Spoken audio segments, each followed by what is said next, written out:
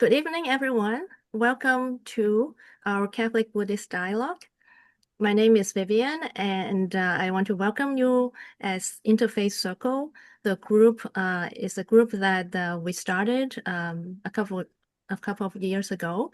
It's from friends from different faith traditions and some with no faith, coming together to learn about each other's faith traditions to build supportive and long-lasting friendships through dialogue, prayer, and service. So tonight is also going to be a World Interfaith Harmony Week event, which the World Interfaith Harmony Week is an annual event that runs every year in the first week of February, and is proclaimed by many cities, including the cities of Toronto, over the world. And the theme this year is Unity in Diversity. And our topic tonight is how can religion promote understanding rather than division for a Catholic-Buddhist dialogue? And we have Father John Meehan and Bhante Saranapala as our Catholic and Buddhist speakers respectively. So this is followed up by two very successful Catholic-Buddhist dialogue on prayer and suffering. So we continued with this opportunity to dialogue. And we plan to have a series of dialogues on different topics of interest with different faith traditions. So I want to thank the Interfaith Circle planning team to making this happen and to plan this event tonight, including Earl, Reed, Les, Micah, Bala, Nandini, Mandeep, Fatih, and Asner. And this event is being recorded, and we will share the recording on our YouTube channel afterwards. The YouTube channel is going to be posted in the chat, so you can subscribe to it. So any new events coming up or new event recordings coming, you will get a notification. So we want to let you know different ways that you can stay connected with the Interfaith Circle. And we have a Facebook group and a WhatsApp group for events updates, and it's a chance for us to dialogue with each other, share resources and interfaith events organized by our communities, or sometimes you may want to share your events as well. And so, of course, subscribe to our YouTube channel for event recordings. And if you haven't registered on Ticket Taylor for this event tonight and would like to join our WhatsApp group or our mailing list, please do fill out the sign-up form. There's going to be a link placed in the chat, so you'll be informed of future events. And also, we wanted to let you know, following this event, we are coming up, our next event is an in-person event. It's a multi-faith iftar dinner, breaking fast with our Muslim friends. And it's on Sunday, March 8th at 5:30 p.m. at Manor Road United Church. So there's going to be a number of things pasted in the chat now. It's already there, I think. Thank you. So all this information that I have talked about is there, and make sure to fill out the sign-up form so you'll get all this information as well. So tonight, before we begin, so perhaps we can start our evening with the land acknowledgement. If Earl can do that, that would be great. Yes, thank you, Vivian. We acknowledge that we walk upon the traditional territories of Indigenous peoples, and we recognize their history, spirituality, culture, and stewardship of the land. We are grateful to all Indigenous groups for their commitment to protect the land and its resources, and we are committed to reconciliation, partnership, and enhanced understanding. Great, thank you. So tonight we're going to learn about how religion can promote understanding rather than division from the Catholic and Buddhist perspectives from our speakers, Father John Meehan and Bhante Saranapala, our urban Buddhist monk. After learning from our panelists, we'll have a chance to ask questions and dialogue with speakers on this topic. So as an introduction of each other, perhaps you can type in the chat your name, your faith tradition if you have, or organization that you belong to, and where you are joining us from today, the city. So we will see. Anyone? Just oh, so we have John from Toronto, Presbyterian. Great. Yeah, so we have Victor. Oh, from Faith and the Common Good. Welcome. In Toronto, who's a Catholic. And myself is also Roman Catholic in Toronto. And Reed is also Catholic. Diana, Rama. Great. So we have Jodo Shinto Buddhist, Alex from the Toronto Buddhist Church. Reed is all the way in Chicago. Thank you for joining us. Earl is in Toronto. Oh, South Carolina, Sarah and Deep. Right. So we have quite a number of people from different cities. Mississauga. Wonderful. So perhaps Bhante, you can open us with a meditation so we can situate ourselves before our dialogue tonight. All right, Vivian, thank you. 1 minute? Yeah, 1 minute. This is a 1 minute meditation, 1 minute mindfulness practice. So I would like all of you to just position yourself for 1 minute mindfulness practice wherever you are. Just acknowledge yourself that you're there, sitting on the chair, or maybe you could simply close your eyes and you may take a deep breath and relax. Just for a few seconds. Now imagine you are the turtle. When the turtle sees the danger in the environment, it chooses to go inside its own hard shell for protection, for safety, for well-being. And doing mindfulness meditation practice is becoming a turtle. Go inside your own heart shell, the present moment, and keep your mind in between the nose tip and upper lip, and let the mind watch and feel the breath going in, going out. See whether you can breathe in and out with 100% attention.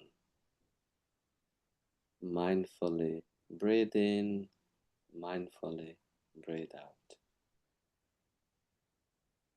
and relax.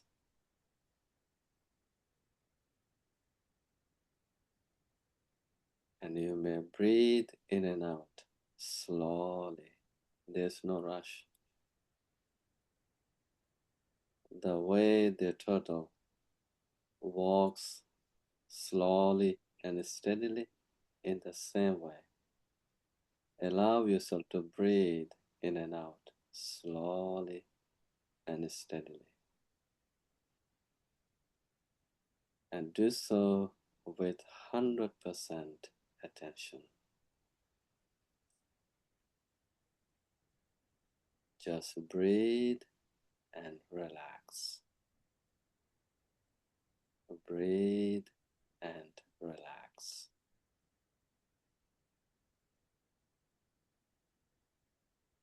And as you breathe in and out with 100% attention, you may wish loving kindness to yourself. As you breathe in, say, may I be. Breathe out, well. Breathe in, may I be. Breathe out, happy. Breathe in, may I be. Breathe out, peaceful. Breathe in, may I be. Breathe out, free.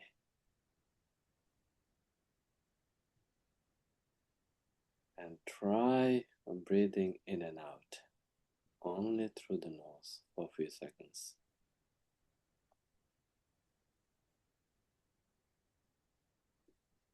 Now you may take another deep breath and relax. Now, put a gentle smile on your face, and with the smiling face, slowly open your eyes and look at the screen with a smiling face. That's it. That's the 1 minute mindfulness practice. It's beautiful. Thank you, Bhante. Now are we all in peace? So I want to introduce our speakers now, Father John Meehan and Bhante Saranapala. So Father John, you're going to go first, so I will introduce you first. So Father John Meehan is from the Canadian Jesuits, also called the Society of Jesus, a Catholic religious order of priests and brothers, founded by St. Ignatius of Loyola, who developed some very good spiritual exercises that help us to pray, reflect, and discern. He is the interim director of mission and ministry at the University of St. Michael's College in University of Toronto. And he is a Canadian Jesuit who has served as president of Campion College in Regina and the University of Sudbury, a graduate of McGill, Oxford, Johns Hopkins, and the University of Toronto. Father John has taught and published on Canadian foreign relations, Jesuit history, and relations with Indigenous peoples. He is active in reconciliation work with the indigenous communities and attended the papal apology to residential school survivors at Massachusetts, Alberta in July 2022. As part of his Jesuit training, he has worked with troubled youth in Mississippi, immigrants, prison inmates, and people with disabilities. He is currently also the director of the Bill Graham Center for Contemporary International History at Trinity College at the University of Toronto. So I'm going to pass it on to you, Father John. Okay, thanks, Vivian, and thanks to you and your team for organizing this. And as Bhante and I were saying, this is our third dialogue, right, Bhante? And I think we started off with prayer in the Buddhist tradition and Christian/Catholic tradition. Yeah. And then the response was so overwhelming, it led to suffering in Buddhist and Catholic tradition. And now this new topic of how can religion promote understanding rather than division? And obviously, I wouldn't be here tonight if I didn't think that it could. But I just want to start, and I'll keep to my time of 20 minutes, and I'm really looking forward to the question and answer time and discussion after this. So hopefully, in what I say, it prompts questions that we can follow up on. And I'll be listening very intently to Bhante, and I'll have questions too. So, well, understanding, does religion promote understanding or division? Is it a force for good or is it a force for evil? Well, I'm going to start with the division because that might be easier for us to relate to. I mean, we just look at the news and we see our world is so divided these days, right? Political divisions, religious divisions, ethnic divisions, even divisions between churches, within churches. And as Vivian says, I'm also a historian. And so, unfortunately, one of the sources of division throughout history has been religion.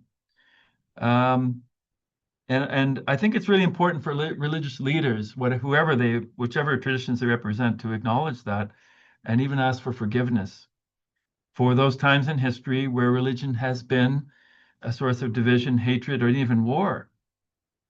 Now, for those of you who read The New Atheism of, Christopher Hitchens and Richard Dawkins and company, this is the first thing they point to of why we don't need religion anymore, because they will say it's been the cause of so many so many incidents of violence. The Crusades, the Inquisition, anti-Jewish pogroms, Northern Ireland. Part of my Jesuit training was in Northern Ireland, a place where Catholics and Protestants for generations mistrusted each other, perpetrated acts of violence on each other. Thankfully, it's beginning to heal. Even in our own country of Canada, where I grew up in Nova Scotia, when I was a child or when my parents were young, Catholics were not encouraged to go to Protestant churches. Protestants were not encouraged to go to Catholic churches.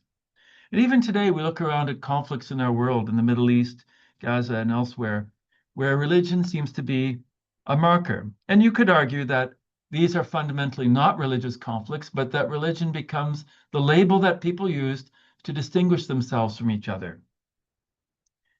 There's a great quotation by Jonathan Swift, often attributed to Bertrand Russell, but it actually goes back to Jonathan Swift, who wrote this. And I'm starting with this for my presentation.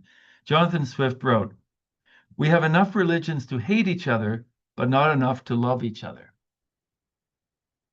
We have enough religion to hate each other, it seems, but not enough to love each other. And how often in history we've taken just enough out of religion to say, I belong to this religion, I'm not like those people. And religion becomes a label that we use to distinguish us from others, to say we're better than others, etc. And rather than create dialogue, it's created mistrust, suspicion, and even violence. I think it's important to define terms.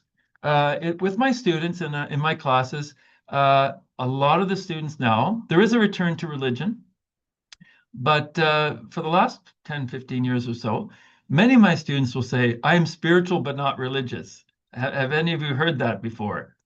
If you talk to anyone under the age of 40, that's probably what you'll hear. I'm spiritual but not religious.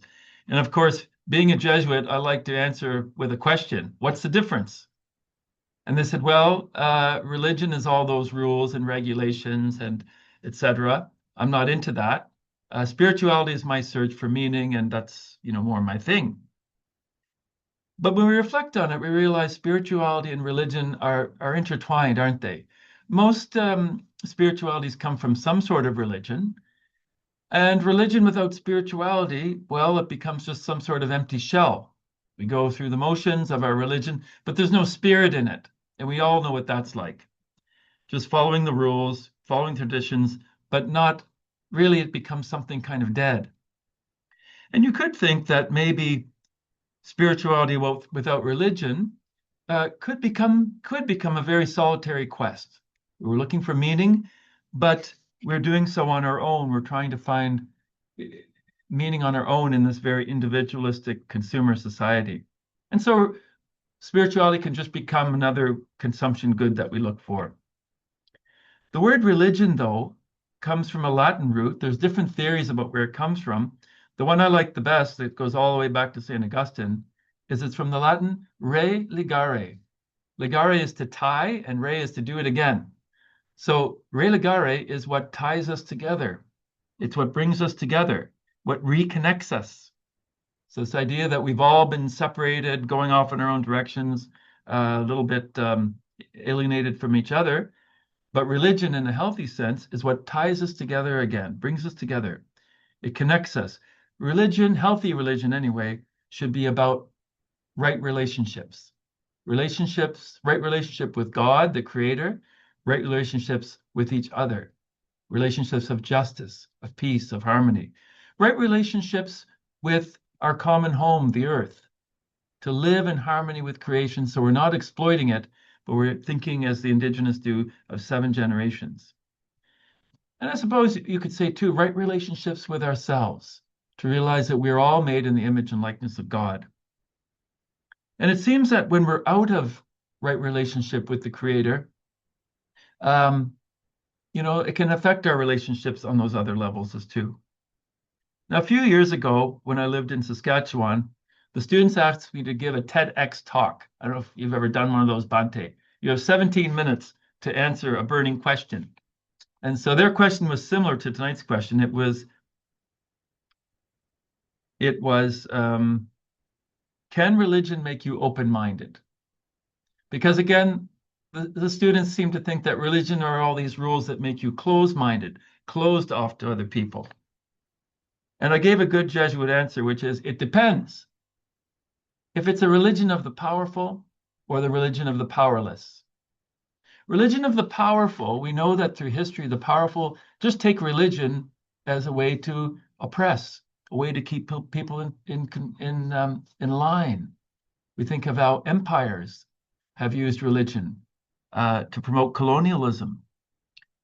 We think of residential schools, or even in a more modern version, Christian nationalism, how politicians will use Christianity or other religions to propagate ideologies to keep the powerful in control.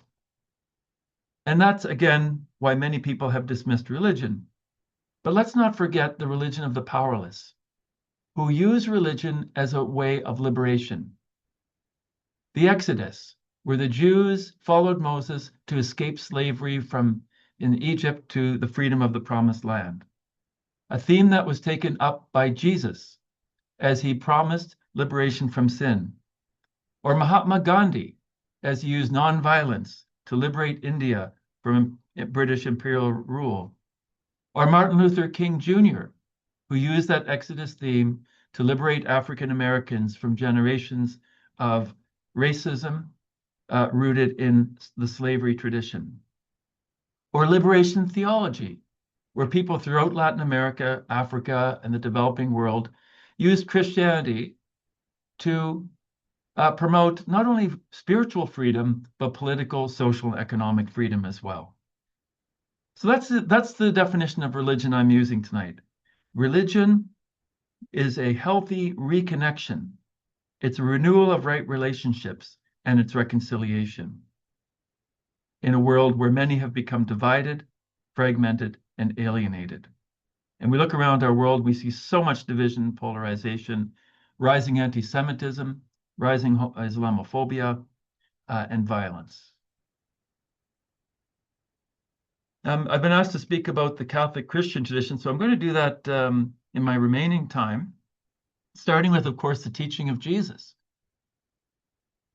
In my work with Indigenous peoples, I worked with Indigenous communities in Saskatchewan for a good 10 years, and I met many Indigenous people who were harmed by Christian churches, especially in residential school, where they were not allowed to practice traditional spirituality or speak their language. And I've met many Indigenous people who are angry at the church and churches. And my own church, the Catholic Church, ran, I think, over 60% or more of the residential schools in this country, maybe 70 or higher. And I've met other Indigenous who are quite devout Christians at the same time. But I've never met an Indigenous person who's angry at Jesus. And that got me thinking, why not? Because Jesus' message was one of love, forgiveness, mercy, the Beatitudes. Blessed are the poor in spirit, those who hunger and thirst for righteousness, justice, the peacemakers. And it struck me that if Christians can really live out the message of Jesus, then that should resolve that issue. Because, as I say, I don't think I've met an Indigenous person who hates Jesus, but I've met many who have been hurt by the church and churches. Forgiveness, mercy, reconciliation are the hallmark of the Christian message. It's something that scandalized people in Jesus' time, this mission of liberation and healing, physical healing, but also spiritual healing through the forgiveness of sins. And it's that forgiveness in the Christian tradition that breaks that endless cycle of violence, revenge, that begets more violence, revenge, and, as is often said, eye for an eye that makes everyone blind. As Pope Francis said so beautifully, God never tires of forgiving. And it's that forgiveness that ultimately frees us. The Christian sense of forgiveness has Jewish roots. You might remember Yom Kippur, the Day of Atonement, where the priest went into the temple and took the sins of the people and offered them up to God in a sacrifice. And in the Christian tradition, we've got this ministry of reconciliation, that Jesus reconciles humans to God, kind of the vertical dimension, but that leads to a horizontal dimension of now we're called to be reconcilers one to another. And we see it in the sacraments, the Christian and Catholic sacraments of Eucharist, which is communion. Communion, we all eat the same body and blood of Christ. We're all gathered around the same table in all of our diversity. No one more important than the other. All are sinners. All are called to be forgiven. or the sacrament of reconciliation, where people confess their sins to God in the Catholic tradition through a priest, in the other Christian traditions directly to God, to show sorrow for their sins and a desire to be reconciled with God and others. Later in the tradition, we have people like St. Francis of Assisi and his famous prayer, Lord, make me a channel of your peace. And if you go down that prayer, there's a line that stands out for tonight's talk, that I may seek not so much to be understood as to understand. The Christian is called not first of all to be understood, but to go out of his or her way to understand the other. And that requires skills of listening, of empathy, of love, and of compassion. Further on in the tradition, we have people like St. Ignatius of Loyola, founder of the Jesuits. That's my religious community. And he has the spiritual exercises. It's a 30-day silent retreat. But at the beginning of the exercises, he asks the person with something, he says this practice called the Ignatian presupposition, which sounds like a very complex thing, but really it's quite simple. It's that when we're listening to another person, before we judge them, before we think we know what they're saying, we listen. We try to save their proposition rather than condemn it. We try to understand what they're trying to say. And if we don't agree with them, we ask the person to explain what they mean by that. And we try every effort to redeem the proposition of the other rather than just condemn it. And I think that's a really good practice, which we can apply beyond just an Ignatian retreat to our daily lives. What do we do when we encounter someone who thinks differently from us? Do we just immediately judge? Do we let them say their piece and listen? Do we try to listen for the good that's in what they're saying? And in my class, I teach a course on Christianity and politics, from Jesus to Donald Trump. How's that? So I covered 2,000 years of Christianity and politics, and I ask people, if you were a Democrat, what's good in what the Republicans are saying? If you're a Republican, what's the good in the Democrats that they're saying? Can we retrieve the good in what someone else is saying, even though we don't agree with them? We've got other aspects of our tradition, I think, that help on this topic. There's the whole wealth of Catholic social teaching, which is really founded in human dignity, that human beings are made in the image and likeness of God. That means they must be reverenced. We must respect all human beings, no matter their background, their race, old or young, whatever distinctions we make, that all people are made in the image and likeness of God.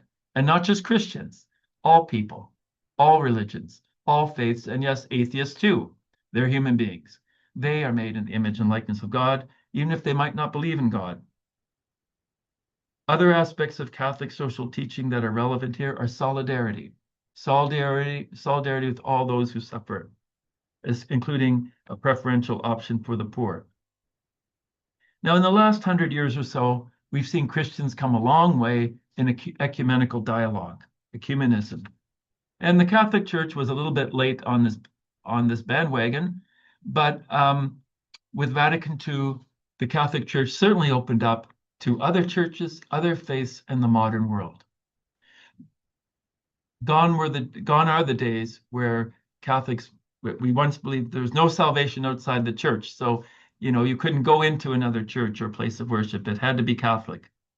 But if you look at some of the documents from Vatican II, especially Nostra Aetate from 1965, it redefined the Catholic Church's relationship to Judaism and other non-Christian religions to foster dialogue, a common spiritual heritage, and to reject forms of hatred such as anti-Semitism. It encouraged Catholics to acknowledge the elements of truth and holiness in Hinduism, in Buddhism, in our shared humanity and fraternity. I could go on in this line. This was picked up by Pope John Paul II, who went back to Assisi, that town of Francis of Assisi, who represents peace, in 1986 for the World Day of Prayer for Peace. And Pope John Paul II assembled 160 leaders of over a dozen world religions together to pray for peace, to pray each in their own way, but to pray together for peace. And at one of these, he had one in 1986, there were two others. And at one of these, he said, violence never again, war never again, terrorism never again. And this became known as the Spirit of Assisi. In 2000, he went to the Holy Land and he met with people in Israel and Palestine. He prayed at the Western Wall and offered his apologies for all crimes and hatred against Jewish people perpetrated by Christians over history. It was quite a moving moment. I remember that in 2000.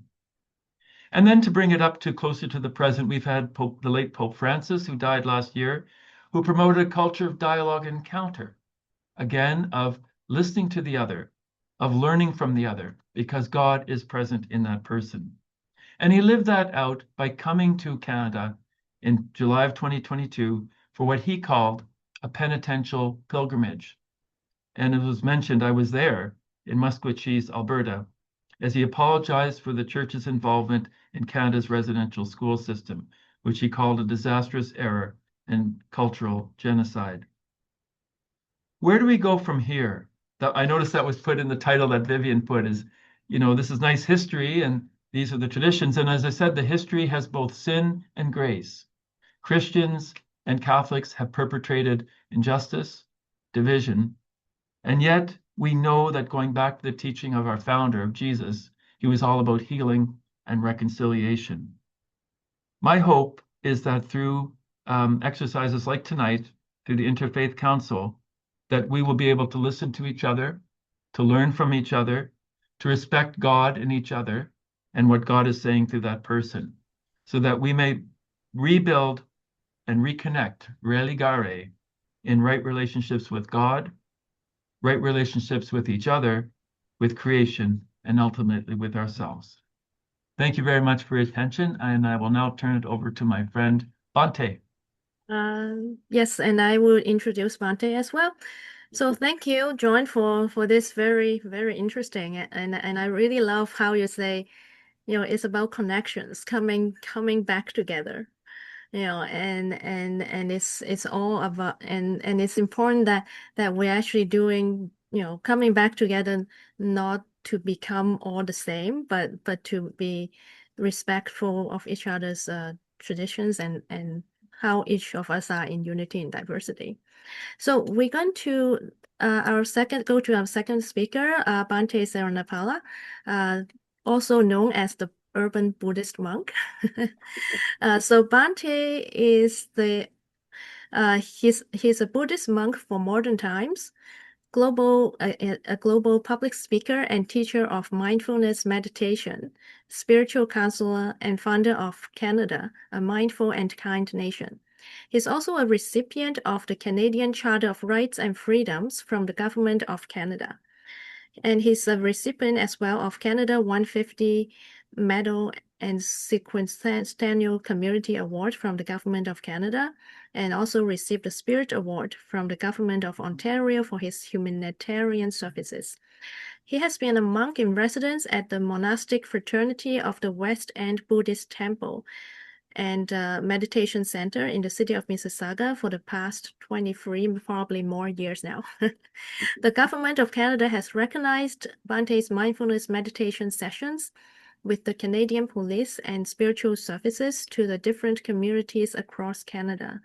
His inspiring lectures and meditation have attracted the attention of the university academic circles and the interfaith community of Canada, making him one of the most sought-after speakers on mindfulness meditation, kindfulness, wellness, self-care, mental health, and spirituality. Now we pass it over to Bhante.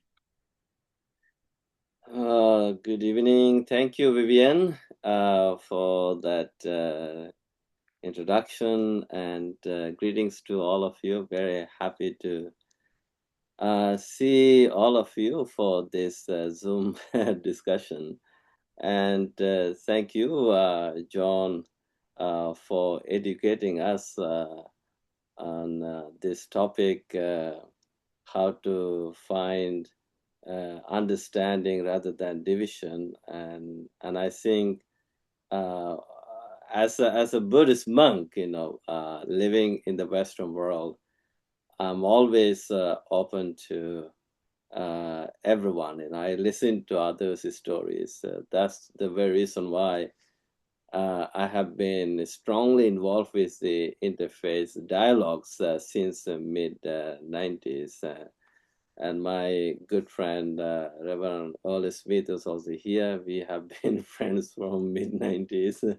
So I try my best to be there for interfaith events. Even Vivian, you know that we brought the Parliament of the World Religion to Toronto. That was a huge success, and we have been in the organizing committee, and so we got involved in this because we do believe in the peaceful coexistence rather than focusing on division. And I think we are making an effort to find the common values, mutual understanding, mutual respect through the peaceful communication or dialogue. And of course, this is one of them. And so I would like to focus on the topic. And when I think this is so timely topic that you have picked up, how religion can contribute to understand rather than the division. This is very much related to the recent the movement, the activity that took place in the United States, and I see Sarah Denwood has that background photo of the peace.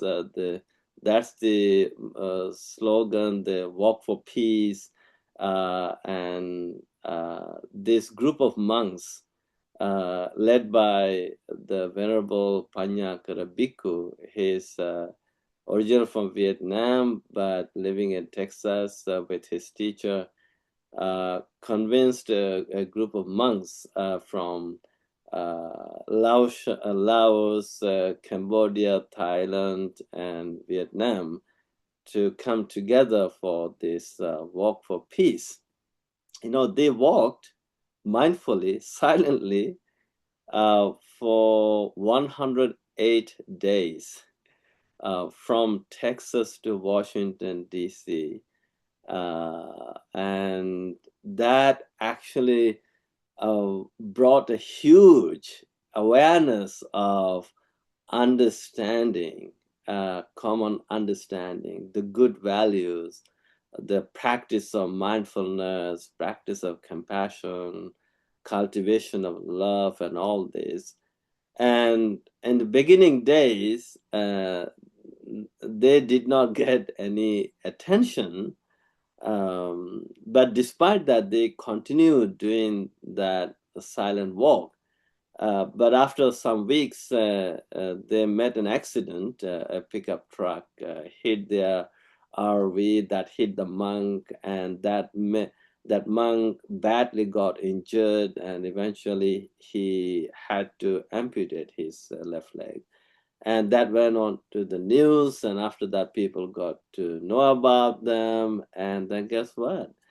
In Alabama, after Texas, Alabama, Missouri, Georgia, and when they came to South Carolina, in the city of Columbia, they had close to 100,000 people walking with them on the streets. Can you imagine? And these are not Buddhists. These are not Asians, These are not Vietnamese or Thai or Cambodian, Laotian. These are the American people, the Christians, Catholics, the American people. And there were some concerns. Some groups actually protested against that walk for peace. But that did not, disturb that group of monks, that did not make them stop that walk for peace. They continued the walk for peace, making a huge awareness. And that actually attracted a lot of people. And in the social media, in the news, people became curious, and that kind of brought the hope for peace, and people just line up on the roads, and wherever they went, they would have some stops, like, for lunch, for the night, and people would just gather there in thousands. And so even despite cold, severe winter, heavy snow, this group of monks continued with that walk for peace. And they arrived in Washington, D.C. So I actually stopped all my weekly programs for a couple of days. I joined them in Washington, D.C. And so my experience with this group, the Walk for Peace, and the thousands of people there. One amazing thing I witnessed, churches opened their doors, church doors for the monks. In addition to 21 Buddhist monks who did the Walk for Peace, and there were hundreds of monks and nuns who came from different states. And then when we went to the churches, the people at the church, even the priests and ministers, they were so happy. Happily, kindly, they welcomed. And they offered us meals, beverages, tea, coffee. And at the same time, we also witnessed some protests against this Walk for Peace. Okay? So, but then I was thinking, like, here are churches opening the doors for the monks, and here is a group of people protesting against the presence of this Walk for Peace. Now, despite that, I think they felt like this is a threat to Christianity, the presence of the monks. And they misunderstood for a fact that these monks are converting the entire America, entire world. They got threatened by that. And they heavily protested against it. They talked to the monks using the loudspeakers. Even some came to that leader monk, Venerable Panyakara Bhikkhu. He said, "My friend, we are not here to convert anyone. You be whoever you are. You be the Christian, you be the Catholic, you be the Muslim, you be the Hindu, whatever you are. Be yourself. We are here to promote peace. We are here to promote peace. We are here to promote mindfulness practice. We are here to promote compassion.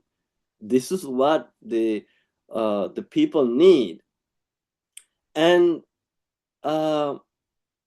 so, and then, of course, when this conversation was taking place, the kind of heated argument, but the monk remained very calm, very calm, very mindful, and not using any words that could hurt the feelings of these people. He did not want to make it worse, And he said, "We are here for peace. We are here for compassion. We are here for love. We are promoting kindness." And then one thing he said, "Look, my friend, the world is suffering. People are suffering. And that's the very reason why he decided to do this walk for peace. First, he did this in Vietnam, and then in Sri Lanka, then in India, and then in India, in Calcutta, they picked up that dog, Aloka, who became the celebrity dog. Everybody is going crazy for that dog, to take a picture, to touch him. Even that presence of that Aloka, the peace dog. Do you know, Vivian, John, that in social media, this Aloka, the peace dog, has millions of followers? Seriously, you check Aloka, the peace dog, in Facebook, in TikTok, in Instagram, all these places. So then he said, well, people are suffering. And he said, what I'm doing through this silent and mindful walk, I'm trying to create an awareness that people are suffering. And he said, so he was sharing some words of peace, words of compassion, and words of mindfulness practice that actually touched thousands and thousands of hearts of the people. And then we had a beautiful reception at the Washington's National Cathedral. The bishop and other priests, they all welcomed us. After the reception in the front, in front of that cathedral, of course, there are thousands of people. And of course, everyone has freedom, the rights to protest. And there were some groups, they were protesting against using the loudspeakers. But despite that, they had this beautiful reception. And after that, we were invited to go inside for this interfaith conversation. That was beautiful. There were Catholics, Christians, Jews, Muslims, Hindus, Buddhists, everyone from all faith communities. And after that 1.5 hour interfaith dialogue, and then we walked through the Embassy Road, where all the foreign embassies are located. And we went to that George Washington University. And the second day, we walked to Capitol Hill. And there were senators, including Nancy Pelosi. They all came up to greet the Buddhist monks and the group. And then after that greeting, we walked to a church where we had lunch. And after lunch, we walked to the Lincoln Memorial. And at the Lincoln Memorial, there were, I would say, more than 35,000 people. People from all walks of life, people from all faith groups. Now, did this group of monks invite people to gather there? Did they force them to come there? Nobody forced them. Nobody asked them to come. But people from different states, different countries, just gathered in Washington, D.C. Because now we have to ask the question, why? Without being asked, without being forced, why people got drawn to this walk for peace. And then one thing I can share with you, I think people are tired of division. People are tired of suffering. People are tired of war. People are tired of violence. People are tired of all the negativities. People became hopeless when they saw this group of monks sacrifice their legs, their time and energy for peace, they felt this strong connection, deep connection to this work for peace. Now, he was repeatedly asked, are you doing this to convert people to Buddhism? He said, no, we don't need another number. We don't want big numbers. All we want, just peace. And there is a way to find the peace. And the peace, it can be cultivated. He said, we are here. Peace is within. Find it within. So this is something in line with the essence of the Buddha's teaching and his stories that we see in the Buddhist scriptures, even during the time of the Buddha. People actually misunderstood him.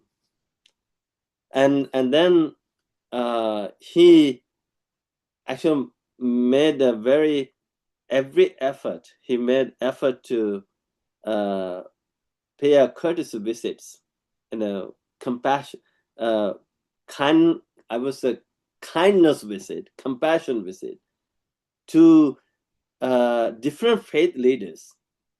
And he had this friendly conversation. And then, from this conversation, one thing became clear. People misunderstand because they don't know who you are, what you do, what you're practicing. Now, once they get to know, oh, you're practicing this for this purpose, this is your intention, then they wake up to the truth. Now I get it. I understand. Welcome, we are one. And then Buddha made it very clear. Like, remember, John, last year we talked about suffering, and Buddha's main mission, he said, all I'm doing, talking about the problem of suffering and talking about the end of suffering. I'm here to talk about how problems arise and what are the root causes, and then I'm giving a hope that you can become free from these problems. You can end suffering. You can gain liberation from suffering, and it can be done by everyone. So with this in mind, he founded a community called the Sangha. The Sangha community is comprised of 4 communities called Bhikkhu, Bhikkhuni, Upasaka, Upasika, monks, nuns, laymen, laywomen. So he said this door to Sangha community is open for all. Like, how those days the society has been divided into different caste systems. And Buddha said, dharma can be practiced by anyone. So anyone can end the suffering. Anyone can become liberated. Anyone can become enlightened. Anyone can become awakened. Anyone can achieve nirvana. So, and then he said, all you had to do, just cultivate the virtues, good for you, good for others, good for everyone, and embraced every being in the world with a heart full of love and compassion. And if we can live in this way, and of course, I think with this understanding, we can expect a better world, a peaceful world. Rather, when you see the differences, it divides people. Instead of focusing on differences, I say we should focus on the similarities, which bring us closer. Like, we all deserve to be happy. So with this in mind, I would like to conclude my free conversation with all of you. Thank you so much. Oh, thank you very much, Bhante, for very interesting and good examples, of how we can come together for peace. It teaches us that how with one common goal, we can really come together to understand each other and walk in kindness and compassion. Thank you. So now it's time for us to have a dialogue with our speakers. So if you have a question or a comment, a short comment, feel free to either raise your virtual hand if you want to raise your virtual hand in the React button at the bottom, or if you don't see that button, just click the three dots more at the bottom of your screen and then find React, and then there's a raise hand button there. So you can raise or lower your hand from there. Or you can type your question in the chat, or you can just let us know, and then we'll ask you to speak.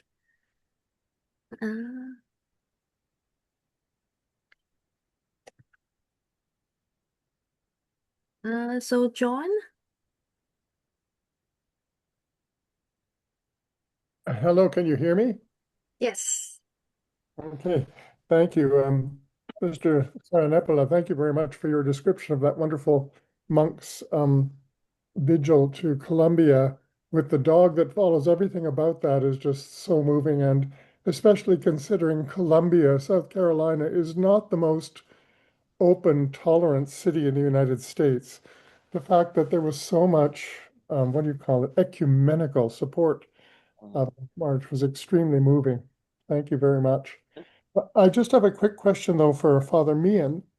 And, it's funny, we talk about different faiths sort of getting along.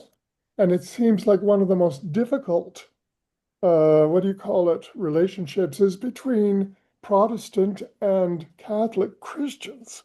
I mean, really, are there two groups of people that have more in common than that? And yet there are so many obstacles still in the way. And I had a very difficult experience when I was in Boston. I worked in Boston for 10 years. I'm a Presbyterian. There were almost no Presbyterian churches there. I went to a Catholic church for Mass in the morning, and I was told that only celebrants, what do you call it, who had been, what's the word, confirmed in the Catholic Church were invited to come forward for communion. I don't know why I found that so incredibly offensive and exclusive, but I did. I'm an elder in the Presbyterian Church. I'm confirmed. I am fully participant in that aspect of worship. Communion means a great deal for me. It is something I respect and something that I enjoy celebrating when I'm traveling and when I'm abroad. And I just felt it so painfully divisive to be told that because I wasn't Catholic, I wasn't invited for communion at that church.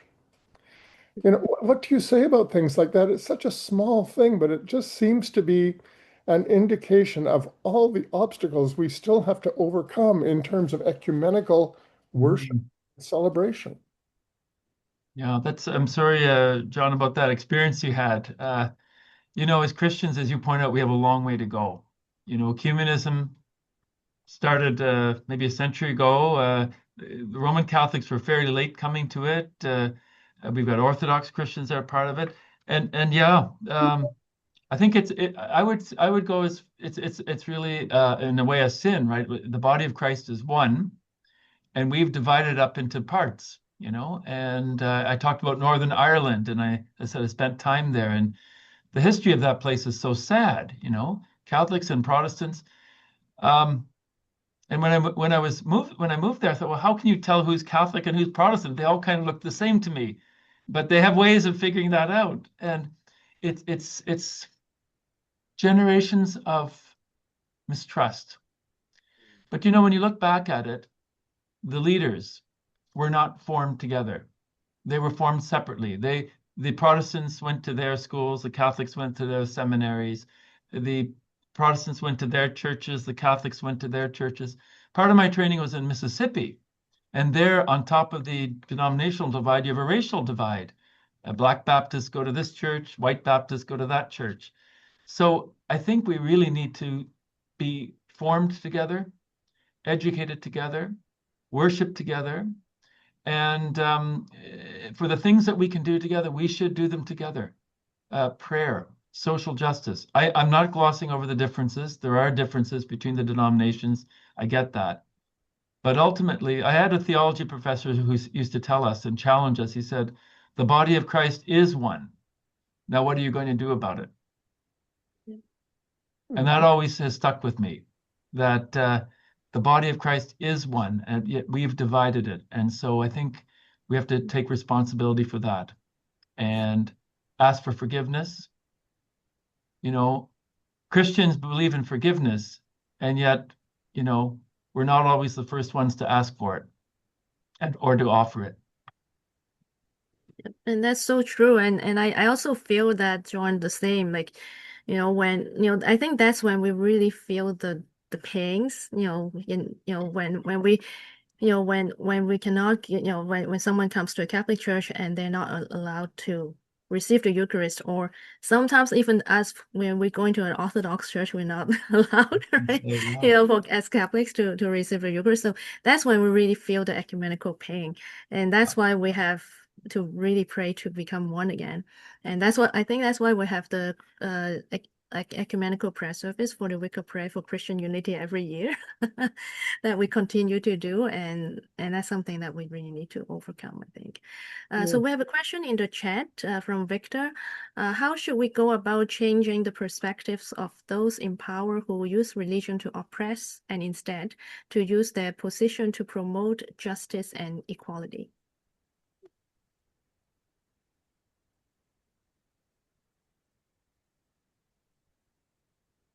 Okay, well, I don't know if that's for me or for Bhante or for both of us. Probably both. Well, maybe John, you can go first. Yeah, I think I'm the one who brought that up, so I should be able to address this. Yeah.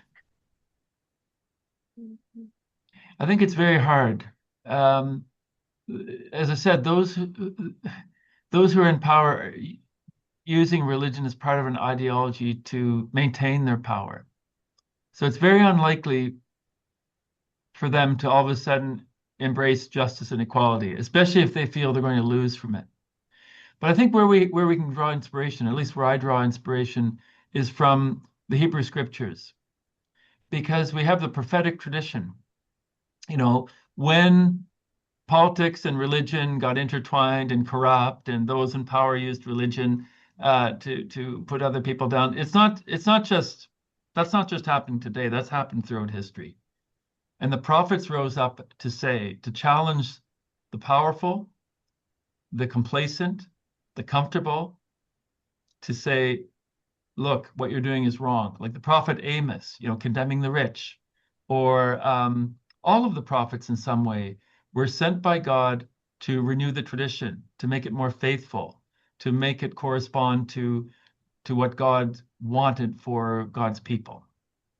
So I think, at least for the Christians, and I'm not sure about Buddhism, we have this prophetic tradition that calls the powerful to account, to remind them that they are dust.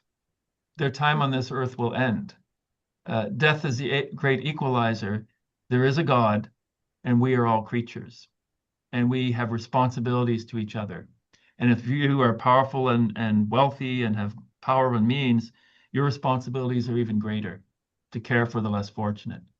So that's what gives me hope, Victor, is I think not just Judaism, Christianity, Islam. I think we can look at all of these faiths, and when they get too close to power and use religion to oppress, they need to be reminded by prophets. God calls up prophets to renew the tradition and remind them that religion is there to liberate, to free, and to heal.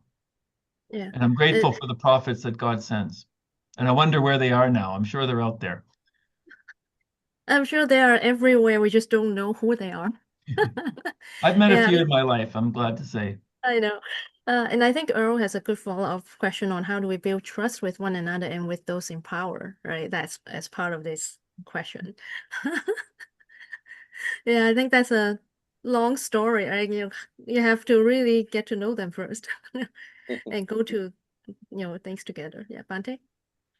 Well, I think one thing we should be mindful of, in Buddhism, Buddha talks about some kind of intoxications. It's called mada. Mada means intoxicate. People get intoxicated with. So one of the intoxications is called bala. Bala means the power. When people gain power, they get drunk, they get intoxicated with the power as if that's it, this is my power, I'm in control, everyone should listen to all this. So sometimes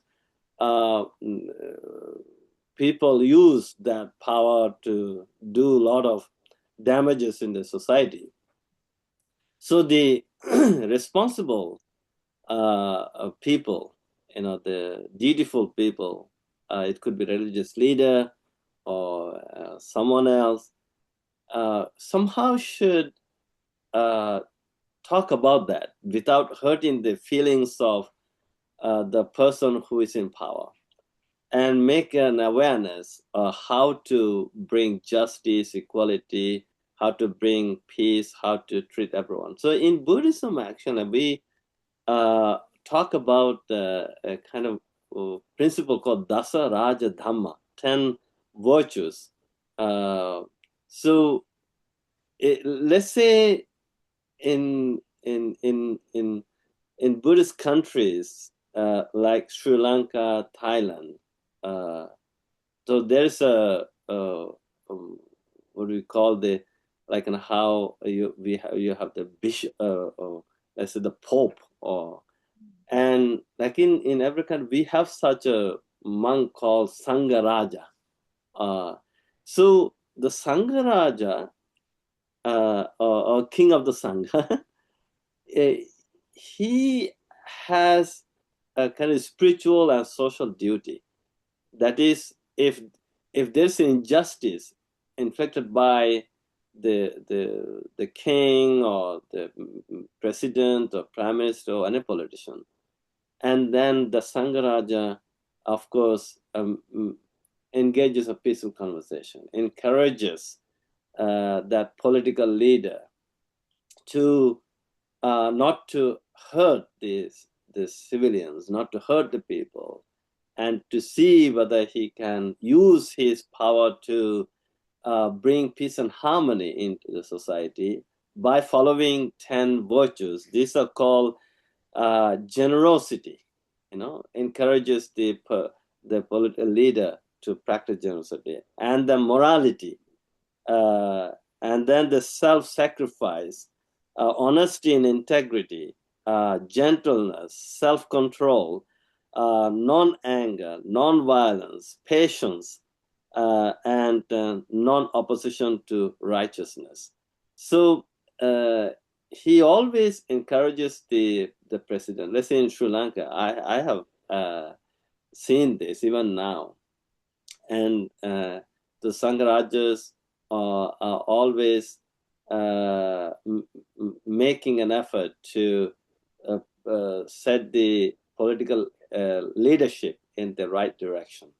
So when you build up that a friendly spiritual connection with the state, then through that they are able to make peace, and rather than dividing the society, and uniting the people through that kind of conversation. So let's say even I see this in even, let's say, if there's injustice taking place in society, how the Pope makes a statement based on the Bible and Christian teachings, the Catholic teachings, So in Buddhist world, they also do the same thing. Now, even here, even let's say, what are we doing, Vivian, through the TIC Interfaith Council, right? Yes, And Toronto Area Interfaith Council. yeah, we meet with the mayor, Yeah. Toronto mayor, every year. There's a breakfast, right? And I know we all go there. Vivian, Earl Smith, Les Daraka, we and others. We meet there, and all faith leaders gather there and have breakfast. We talk about this. So this is one way of making such an awareness, just in case if the mayor is causing some troubles, we faith leaders have a voice in it. So and that's how we build trust with each other, right? To answer Earl's question, like when we have more events together like that, then you develop a relationship. With, say for example the mayor, and then in time you develop trust, right? Yeah. At the same time, they also know that the faith leaders are the leaders of the community, right? Yeah. So now we actually have 4 hands up, so I think we have to move on to the next question. Yeah, so this is wonderful. Thank you. So Sukla, you had your next. Okay. Thank you. My camera is not working, so I'm sorry about it. Okay. So first of all, thank you, Bhante and John, for such enlightening discussions. And Vivian, thank you for arranging that. Now, about the topic here, if religion can promote unity instead of division, it came to my mind about Swami Vivekananda, who in the World Parliament of Religions in Chicago on September 11, 1893, the message he gave there symbolizes the universal brotherhood that he sought to promote. And what he said there, one of the lines or sentences, what he said there, excuse me, we believe not only in universal toleration, but we accept all religions as true. And he said that he advocated for a world where religious diversity is celebrated rather than tolerated. So here, it comes to to my thought that division will be there, but as Bhante said that if we focus on division, what we focus on expands. So if we focus on division, then our neurons or our brain will work on the division only. Our subconscious mind will consume that more than unity. So if we talk more about unity, as Vivian was saying, that we can have this kind of more interaction. This is in time it will give the fruit. So I mean, this division has been there for a long time, not only among religions, but in the same religion as, in Hinduism also, there are so many types of divisions, but divisions can be treated as a diversity towards the path of unity. That is the most important thing I think we can think about. So one thought I have, I'll finish with this one, that how we can accelerate this thought of peace among powerful leaders. I think the leaders or the organizations, their fear, the factor of fear works among the powerful leaders or the powerful influencers, because they think they will lose their power. So this losing of power is a fear, and that fear makes them promote divisions. So we have to have them, include them. How about we include them in our discussions or in our forums, etc., and ask their suggestions, so that way we can open up their mind to that. I was a teacher. I think what the adult belief system has been already built up. But how about the future? How about we introduce this kind of interfaith religious teachings at school? Each student will be involved in knowing the goodness of other religion, and they will just participate. They will have friendly perspective about others. It can be done if we start from school.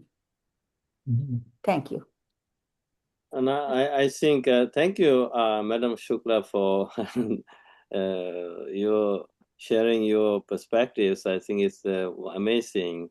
I think we are so fortunate to be in Canada. Canada being the most multicultural country, we have every faith group, every religious community has the freedom to practice their own faith freely. So there's no objection. In fact, even here in Canada, I think Canadians are so nice in how they welcome. And also now in education system, I see every most school boards. I know here in Ontario, let's say Toronto District School Board, Peel District School Board, Halton District School Board, York District School Board, and all these school boards have incorporated the multi-faith teachings, and they are sending the grade 11 students, and as they are teaching world religions, there's a course on world religion. At the same time, they're making a field trip to all different places of worship. So we are receiving groups of students almost every day, and some of you, those who follow me, you see that, and this is how I think we should promote the harmony, religious harmony.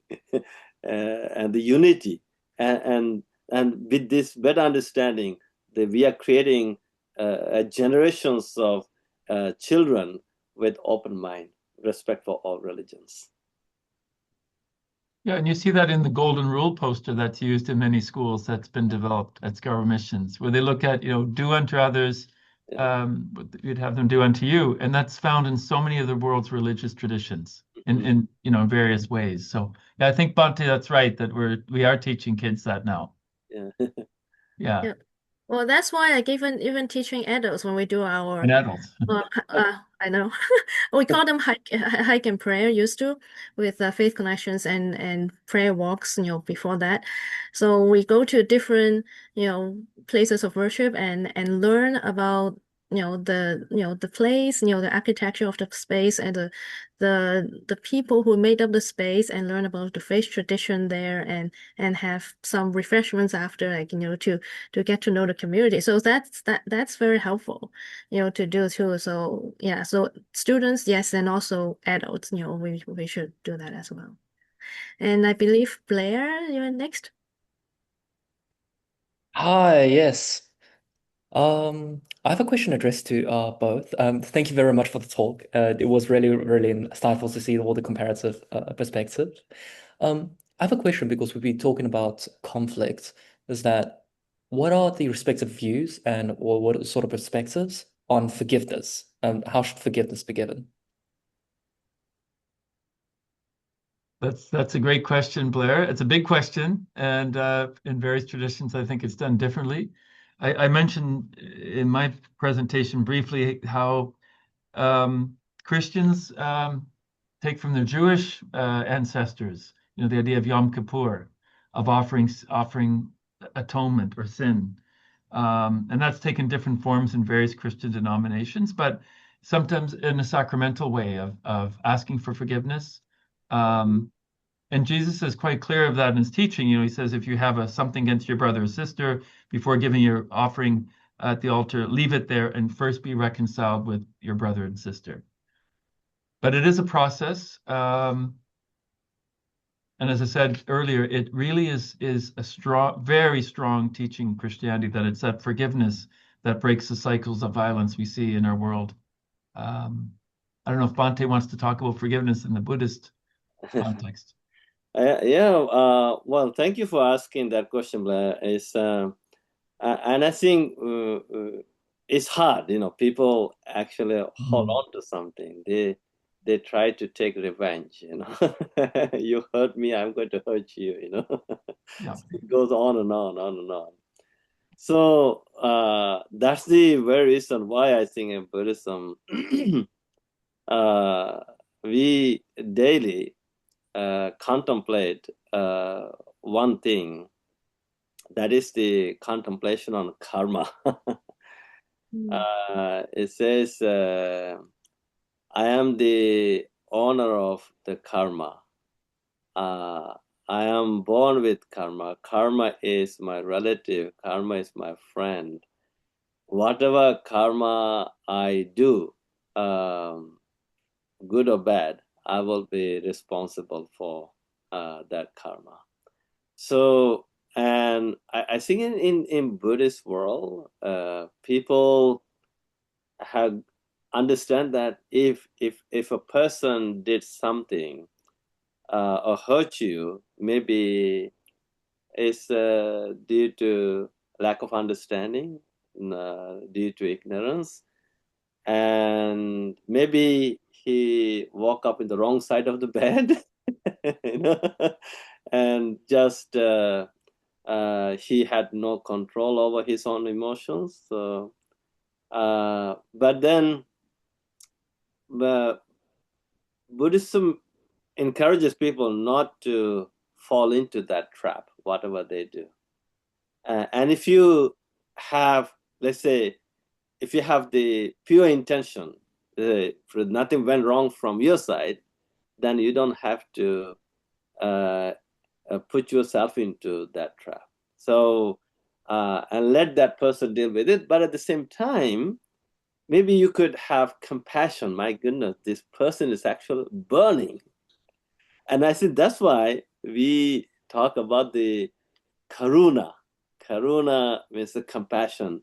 When somebody's in pain, you feel your heart begins to throb. My goodness, this person is hurting, is in pain. Let me see whether I can help that person. But to do that, you need to have better understanding of yourself.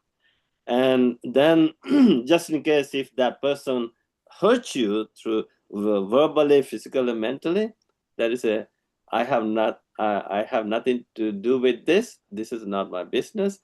But if that person hurt me, he or she will be responsible for that action. But at the same time, then we go beyond that.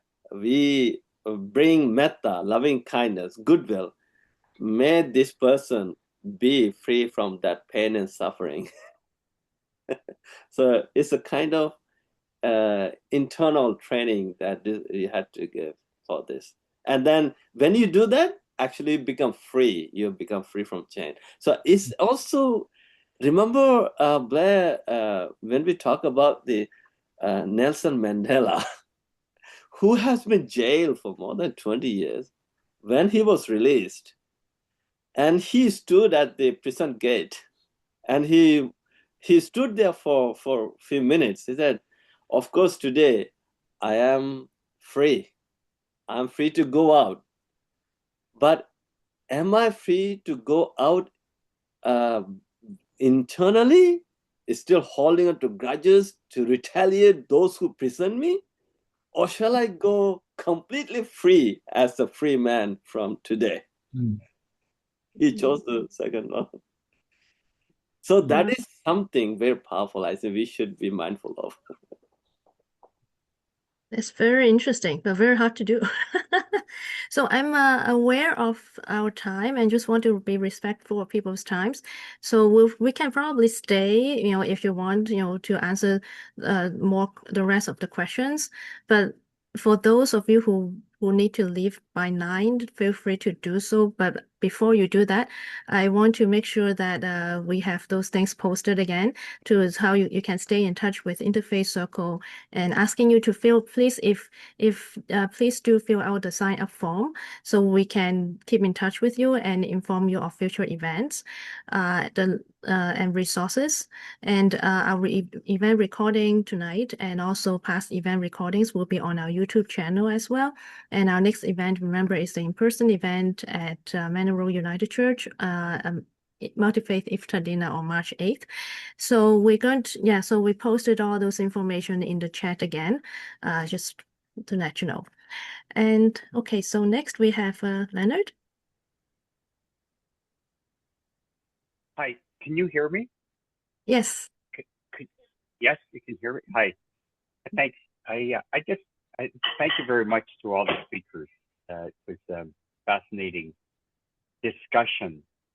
You know, I'm not as optimistic, unfortunately, about our coming together for a variety of reasons. These are difficult times, as a number of us mentioned. It seems division and fear and suspicion is rampant. As a Jewish person in particular, I've heard things that I was surprised about. Somebody mentioned the rift between the Protestants and the Catholics. I had a friend, for example, who was a minister of a church, and he described to me how evil the Catholic people are, because they prevent their flock from speaking directly to God. They intercede, putting up all of these churches and a hierarchy within the Catholic Church. And I've heard Muslims say to me that they don't recognize another sect. They don't recognize Sunni Muslims, for example, as being Muslim. And they would even be willing to strap a bomb to their bodies and explode themselves and others as a demonstration of the falsity of their claims. And not to mention within the Jewish faith, my own faith, there are many divisions. The Haredim, the religious Jews, don't even recognize people like me as Jewish because I'm not particularly devout. But I just wanted to share that in some ways it's a paradox, because when we accept one another and we open ourselves up to everyone and our views, then some people say it's a dilution of our own faith. Because if we stand for everything, we stand for nothing. That's on the negative side. On the positive side, I want to quickly relate an experience I had in St. Louis, Missouri, attending a Catholic church. I recall there was a liturgical book of the Bible, or perhaps of the Psalms. I opened it up, and on page 1, in this book, there was a welcome note, and it read something like, "Welcome to our church. If you're a regular here, please know that you're always welcome. Please see the priest if you have any special requests." And then the next passage read, "If you are Catholic but from another parish or another church, please feel free. This is your home. You're more than welcome to participate in our service. Let us know if you have any questions." And the third paragraph read, "If you are a Christian but not of the Catholic faith, know that you too are blessed, and we welcome you with open arms. Please feel free to speak to your neighbors about any." And then the fourth passage said something like, "If you are a person of faith but not of the Christian faith, we recognize you as a fellow human being, and we respect you and honor you, and thank you for your presence here." And there was even a fifth paragraph that said, "If you are an atheist, if you do not believe in God, you are also welcome. We are willing to discuss with you who we are, what we stand for, and just know that we appreciate that you've come here." And I thought to myself, gee, that is such a beautiful introduction to a book of faith in a place of worship. I'll never forget that. And you know, St. Louis, Missouri is kind of somebody said there's a lot of issues around St. Louis, Missouri, East St. Louis in Illinois, across the Mississippi. It's a great divide. But there is an example of at least one group that's trying to bridge that gap through the recognition of their fellow human beings and recognizing our common humanity. So I just thought I'd share that as a testament to what we can achieve when we put all the baggage aside and look in each other's eyes and recognize our shared humanity. I don't know if anyone wants to speak about that, but I still do think it's a paradox sometimes, unfortunately or fortunately, that, you know, I am me and I believe in what I believe, and I don't feel sorry for people who aren't Jewish, but I feel that I have a very strong tribal, if you will, sense of belonging. I love people of all faiths, because I know, for example, that I am an atheist to most of the world's religions. We all are, because there's no one majority religion in the world. So we're all atheists in a way, even though we may be devout in our own sense of what's moral or ethical and what is not. Sorry for rambling. I haven't. No, really that's good, formulated Leonard. Yeah, thank you for sharing this, interesting perspective. Yeah, Leonard, I was very moved by what you said. And it reminds me, in the Catholic tradition on Good Friday, we have prayers that are a lot like that. They start off by praying for all Catholics, and then all Christians, and then all people of faith. The Jewish people have a special prayer. And up until Vatican II, the Catholics prayed for their conversion. Now that was struck down in Vatican II, and now they're prayed for the chosen people, the first to hear the word of God, is the way it's worded now. Which is very much more inclusive, right? Prayed for all those who do not know God. Pray for all those who do not believe in God.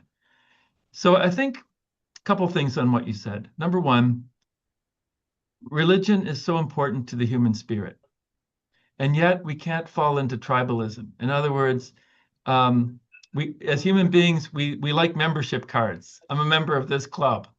If you're not part of my club, well, you know, it's not worth talking to you.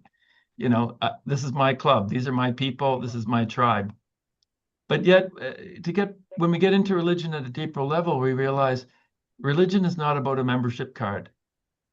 It goes beyond bounds of tribe, to seeing the divine in each other, no matter what their beliefs may be.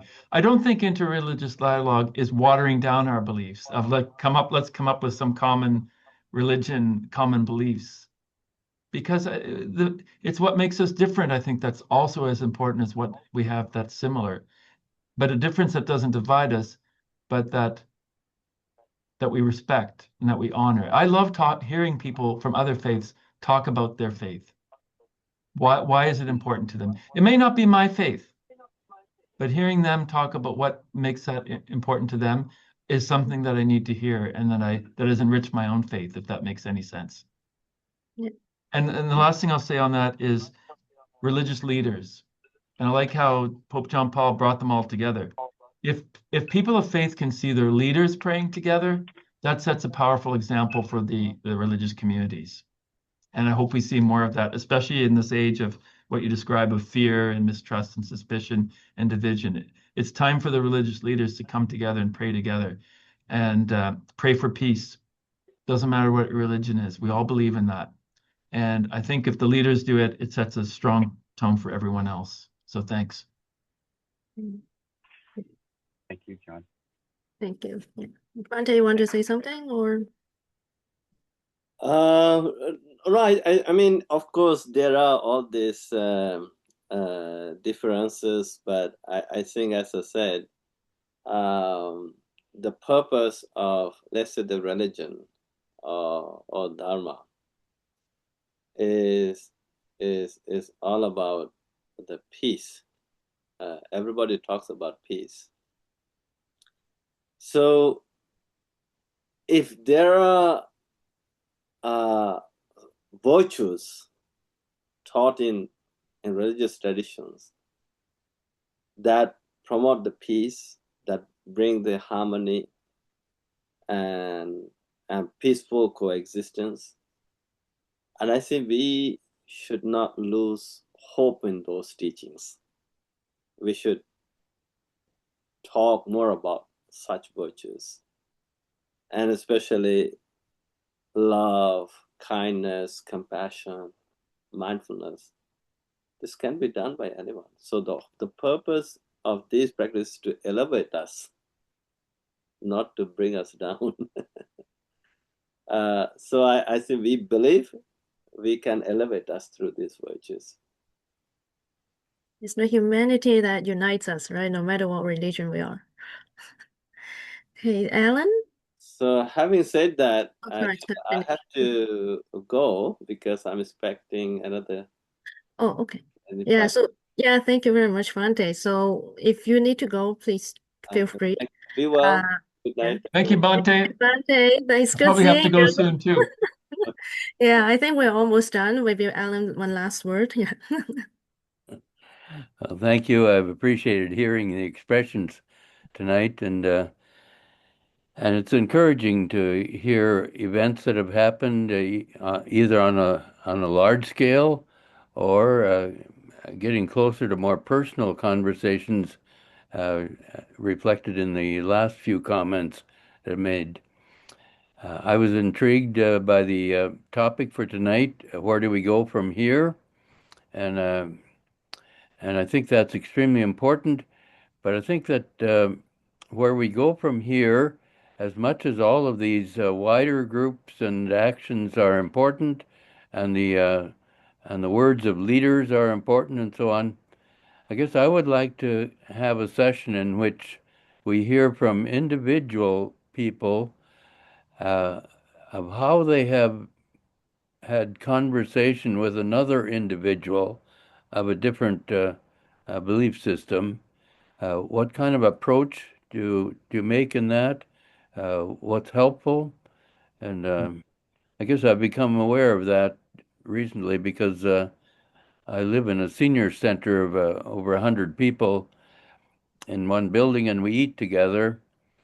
And even though it's mostly Christian background people here, a Hindu couple has moved in, and I've had dinner with them many times now.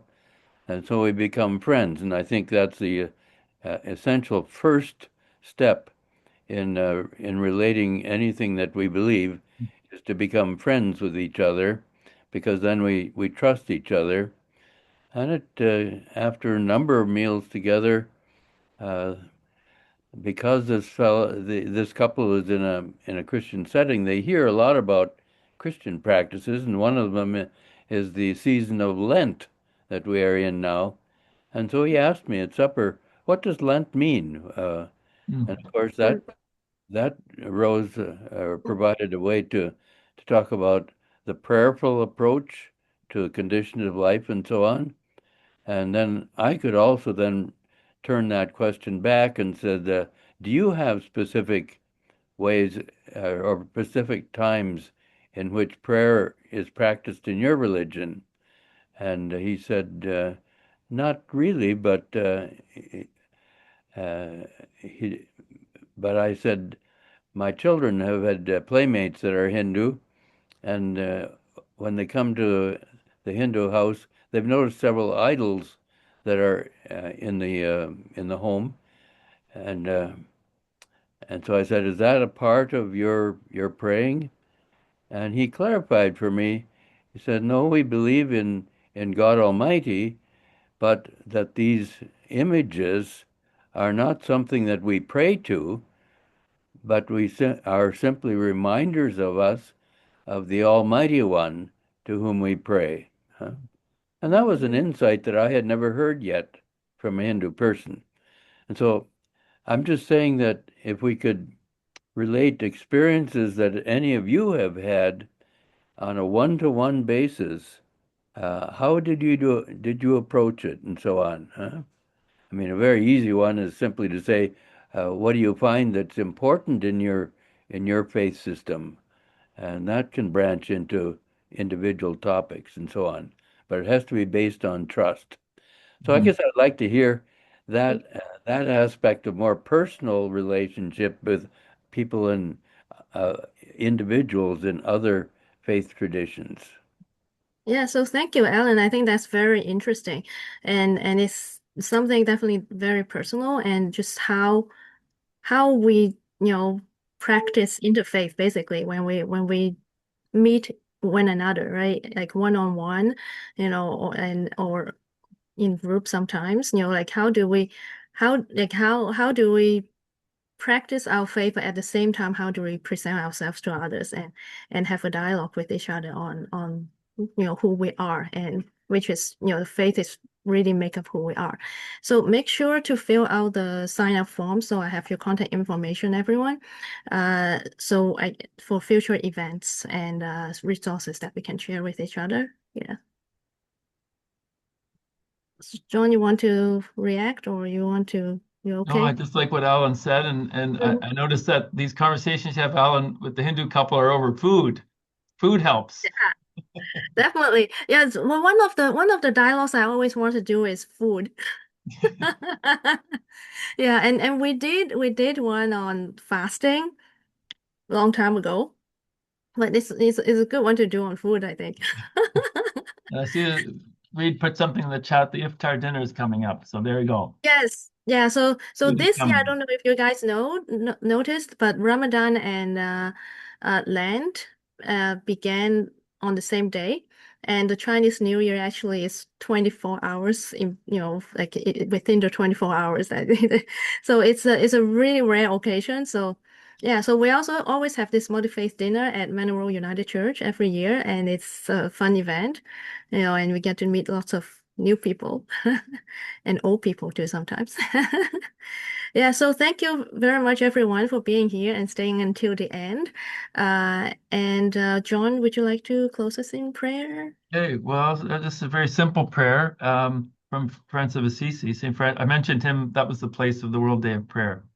He talks about peace and understanding, the theme of our talk tonight. And he says, Lord God, make me an instrument of your peace. Where there is hatred, let me sow love. Where there is injury, pardon. Where there is doubt, faith. Where there is despair, let me sow hope. Where there is darkness, light. Where there is sadness, joy. O Divine Master, grant that I may not so much seek to be consoled as to console, to be understood as to understand, to be loved as to love. For it is in giving that we receive. It is in pardoning that we are pardoned, and it is dying that we are born to eternal life. God bless everyone here on this call, that we may be agents of understanding, peace, and reconciliation in our world. Amen. Amen. This reminds me of the song. I know. I could have sung it for you, but I know. I don't think you want to hear me sing. I think you're good. And so remember, the recording of this event will eventually be on our YouTube channel, and I just pasted our link to our YouTube channel there. And if you can subscribe, that will be great, so you will know future events coming up. So give us some time before we can put it up. Thanks, Vivian, for organizing all this, and the team. All right. Thank you very much, everyone. Have a good night. Take care. Thank Bye-bye. you. Bye. Peace to all.